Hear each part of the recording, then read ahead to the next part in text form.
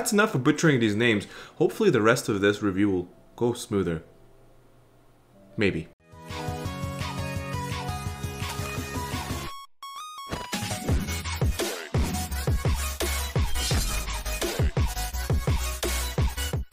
Hey guys, welcome back. It is Vortie here, and we got some brand new, like straight out of the oven right now. Straight out of the oven. It literally just came out, and they're like, hey, turkey's done. And they wanted to tell us all this good news about the next event that's coming up. Luckily, it's going to be a King Mog event. Depending how you're looking at this, it's good or bad. But the units that we're going to be picking up for them are going to be the Final Fantasy IV monsters, or bosses as they like to call them. Overall, I actually like those units personally because they just look kind of cool. And I remember having that event come out on Final Fantasy Brave Exvius, and it was actually pretty tough. That was when the only 5-star base we had in the game was Lightning, and she was terrifying at that time. She was absolutely dominating against all those easy peasy monsters. So I did really enjoy it. Hang on, what am I doing here? What am I doing here? How the hell did I get here? Where am I? Who is this? Alright, let's get to business. I'm gonna click up on the crypt up here. Oh, look at that. Featured summon Final Fantasy IV. Alright, so we're gonna do this a little bit different. I'm just gonna go quickly through the units here, and then we're gonna jump right into the online version, and we're gonna do a quick analysis on the unit's abilities. I'm gonna put everything together. The reason why I'm doing this a little bit differently than some other videos, I've done this before, is because I really don't know a lot about these units. I never really looked into them, and to be completely honest, I thought they were kind of lame originally when they were in the JP version. So it kind of stifled my personal interest, but now I was looking at some of their abilities, mostly their TMs, and I was like, whoa, we need to take a look at these guys one more time. And really, it's just to see if they are possessing anything important that might be useful, right? So everything's on the fly this time. I did not look at these units whatsoever on my own. I literally went to Reddit, pulled up the page, looked at their trust message, which what I could already see, and I'm like, alright, cool. I'm gonna do it this way, and you're gonna kind of get my raw experience kind of looking at their abilities and what I think if they're actually useful or not. Because as of right now, it's almost like I'm gonna skip this banner altogether. However, because it's a King Mog event, I'm gonna pull a little bit, maybe like daily pulls, maybe a couple tickets just to get some units, and that's it. Other than that, I really don't know what I'm gonna do unless this changes my perspective. Alright guys, so you're looking at the 4 dogs we're going to be getting here. Top dog being a this blonde girl, okay? We're going to be getting her, which is Barbabricia, and then Rubicon for the guy in the red, Scramligon, as well as Cagnazzo. Okay, so that's enough for butchering these names. Hopefully the rest of this review will go smoother. Maybe. Alright, looking at the first one, she's going to be the top dog. Her job is Elemental Arc Fiend, okay? Magic damage dealer, kind of looked at that way. Looking at her Trust Mastery here, enables her Spirit boost, and it boosts her hit points by 30% and magic against humans, beasts, avian, and stone monsters. Pretty cool. That's actually a really nice ability. Just looking at a few abilities, Tornado, Cyclone, Shield, and Sunder. We'll look at those more in depth once we go right back to the unit. The next one here is going to be Rubicon. Rubicon is, of all the ones, to me, looks kind of the coolest right now, but he's an Elemental Arc Fiend as well. Same thing, another magic damage dealer. His Trust Mastery is actually really sweet. 18 defense, hell yeah. Spirit 30% with fire and ice resistance. This is, in my opinion, the guy I would like to get a couple of. I'm not too worried about not getting a lot of them right away because this is not really a... Because I believe this is not a... what do you call it? It's a permanent event. So, after the fact, we're going to be getting these guys either way. They stay in the pool, unless I'm missing something. We'll see in a second. But it's not a crossover or anything. It's literally, they'll stay there forever and you can get them later. Alright? Very, very nice Trust Mastery. He learns Faraja, I'll Recover You, which boosts own magic and restores hit points for all allies. Pretty nice. And he's got a move called Face Me, which makes him kind of like a tank. Looking at Cagnazzo, he's 4-star base, sharing it with our big boy up there. Elemental Arc Fiend as well. He's marketed as a tank, and as a really beastly tank because he's got a ton of freaking armor. Very nice Trust Mastery again. Defense 40%, man. 40% on defense is very sexy. This is a very, very strong Trust Mastery, just based off the defense. For a bonus, you get some water resistance by 25%. Very, very nice. As I see here right now, prior to the right after the update, they don't have a 1 beside this one or that one. See, this one they have one beside it, which means you can only have 1 of these, which means you can have 4 of these if you really wanted to. That's pretty crazy. Okay, yikes. Looking at his abilities, Conspicuous Existence, Collection of Water, Defensive Stance, all defensive abilities. And looking at the last guy, which is the Scarmiglione, I guess I'm freaking killing that name. I didn't even try. Again, Elemental Archfiend. Looks really, really cool. He's a 3-star going to 5-star base, kind of limited based off of that. Overall Trust Mastery is very average. Attack and hit points 20, Earth Resistance 25. We have many abilities that give us stuff like this, where they give us hit points and attack 20%. And they'll give us some sort of elemental resistance, or some side ability that kind of is like, oh, this is not that bad of an ability. Meh. Move called Back Attack, Hideous Strike and Gas. Those are the abilities for those guys. So let's dive on in right into the next part. All right, look at that magic. So normally Xfia's wiki has everything up and ready to go, but for today they just kind of got the event, but no units or anything about him, which sucks, but that's okay. I wanted to show that I do go to them first anyways. Then I will go to Reddit, which always has things updated. So shout out to Johnny Low 95. So this is pretty much all I've looked at so far, the Trust Masteries and the abilities. So we're going to be going from top bottom here. I'll try and put it in the comment section, which times I'm talking about which units, in case that's what you're interested in. Alright, but we will start with the big girl first. Alright, open link. Take me to your leader. Page not found. Page not found. Page not found. Do they not have these units already? Xfia's wiki doesn't have them either, do they? Page not found. Alright, let's try searching you. Units, index, Control F, Control V, yeah. Oh really? I guess they don't have any news on these guys either. Wow. Wow. There goes that. Trying to be sneaky. There's a lot of units that are from Final Fantasy IV. Let's see if we can find anything. If not, then that's really all we can do. 4, batch 4. Okay, it's gonna have to be down way farther down here. Did the JP version not get this? Am I going crazy? I'm not going crazy.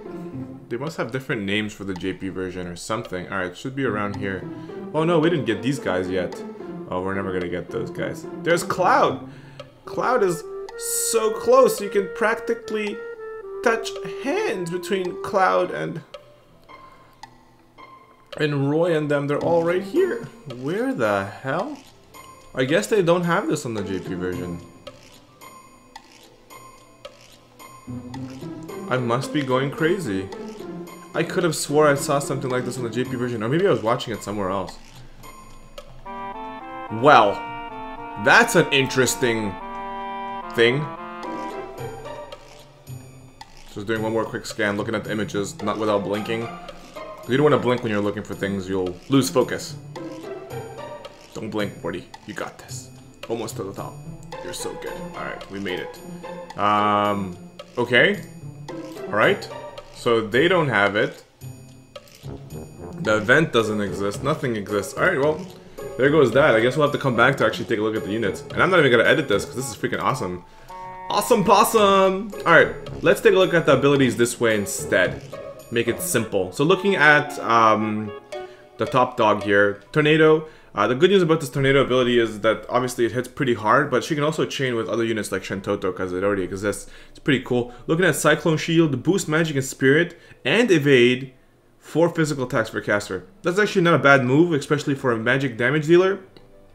But then, I really don't know what other ability she's got that she can do something with, because Tornado is not really enough to be a good damage dealer. Wind and lightning damage to one enemy and power up after using Flurry, Erosia, or Tornado. This is a very interesting move. So this is a build-up move that allows her to do more damage by using these. So I think it's probably going to be a like 4, 5, or the maximum which we've ever seen so far for casted abilities, like 10. You can cast 10 of these abilities and then come to Sunder and cast Sunder for a really strong hit.